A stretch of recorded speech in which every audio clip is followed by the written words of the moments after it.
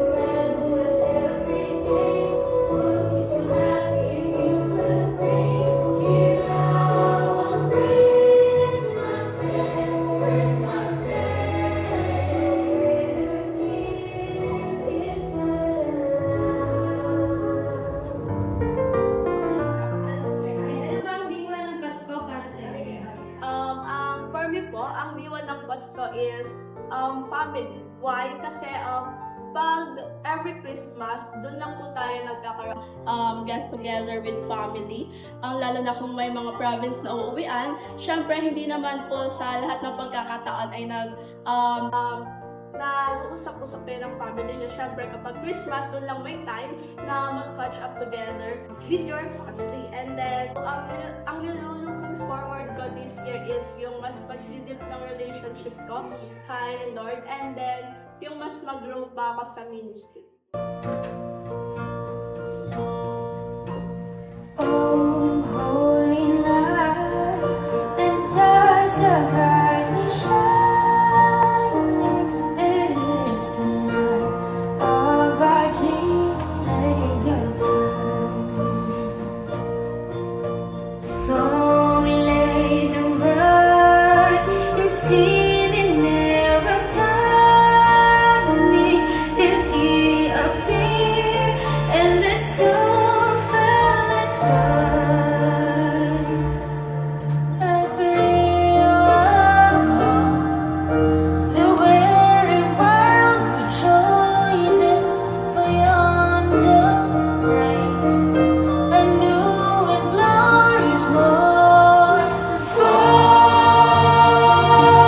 on your knees, hear the angels' voices on high, divine all night, when Christ was born. All night,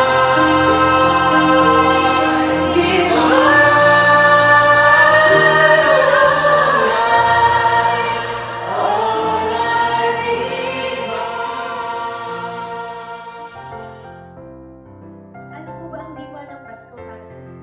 Para sa akin ay ang diwa ng Pasko ay pagpapatawad kasi hindi natin mararamdaman yung tunay na halaga ng Pasko kung may galit sa puso natin.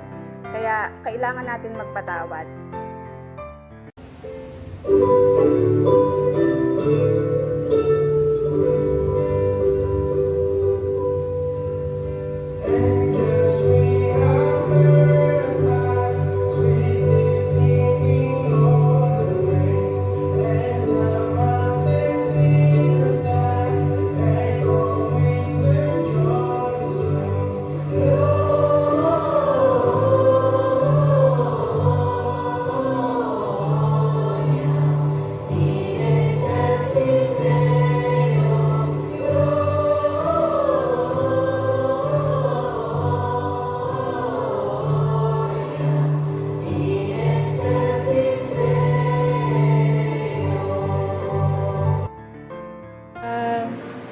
sa amin po, ang diwa ng Pasko ay pagbibigayan. Kumbaga, hindi lang po siya yung pangmaterial na bagay, kundi yung panahon mo, yung oras mo, sa mga taong mahal mo, pati din po sa ministry na ito. Ayun lang po. At ano naman po yung nilook forward niyo? Sa akin naman po ang nilook forward ko po is ang blessings po galing sa ating Panginoon po. Tapos maging din po ako, maging daloyan din ng pagpapala para sa ibang tao. Yun lang po.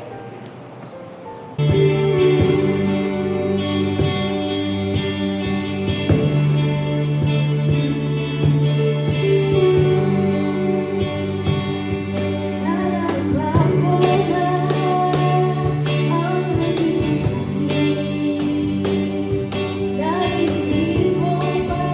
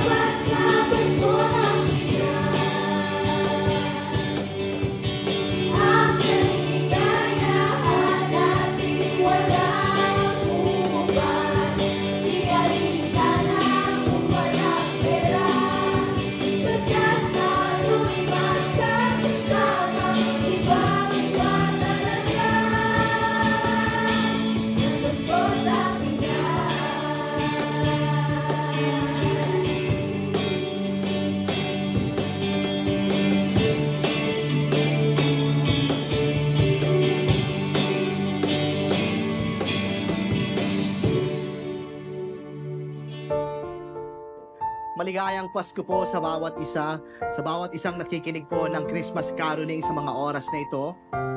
Salamat po sa pagsubaybay nyo. Ang inyo pong tulong ay napakahalaga sa bawat isa sa amin. Ang purpose po ng Christmas caroling na ito ay para po matugunan ang pangangailangan ng aming church building, para po sa bubong at sa flooring. Ako po'y naniniwala na ang bawat tulong niyo po ay pag ating pinagsama-sama ay malaki ang magaganap. At salamat po sa bawat isa sapagkat kayo po'y patuloy na tumutulong sa amin. Sa bawat tulong niyo po, ako'y naniniwala na ibabalik po ito ng Diyos sa inyo ng siksik, liglig at nag-uumapaw. Sa darating na taong 2025, ang dalangin po namin na yung church building na aming pinapagawa ay matapos na at kayo po'y magiging bahagi ng aming project ng church building na ito. Muli po, ako po si Pastor Ron na nagpapasalamat sa inyong lahat. Pagpalain po kayo ng Diyos.